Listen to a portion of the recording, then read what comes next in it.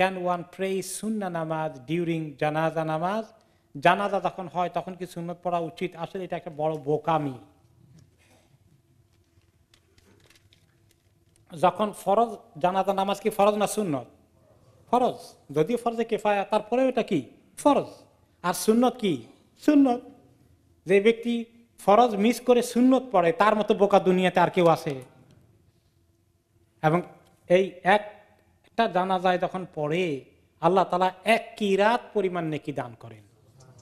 সাহাবায়ে কেরাম বলেন, কিরাতের পরিমাণ কুদুর ইয়া রাসূলুল্লাহ? বলেন ওহদ পাহাড়ের সমান। ওহদ পাহাড়ের সমান নেকি মিস করলো সুন্নত পড়তে গিয়ে। হ্যাঁ, জানাজা পড়ে তারপরে সুন্নত পড়ো, তারপরে যদি হয় যে সময় নাই, সুন্নতের সময় হবে না, এই জন্য তাড়াতাড়ি পড়ে চলে যাচ্ছে, তাহলে সুন্নত বাদ দিয়েই জানাজা পড়া উচিত। দুইটার একটা পড়া যাবে, তাহলে কোনটার অপশন নিতে হবে? ফরজটা বাদ দিতে হবে না সুন্নতটা? ফরজ পড়তে হবে, সুন্নত বাদ দেওয়ার অপশন নিতে হবে। অনেক সময় আমাদের জ্ঞানের কমতির কারণে, বুদ্ধির অভাবে আমরা ঠকে যাই আর মনে করি খুব বুদ্ধিমানের কাজ করেছি।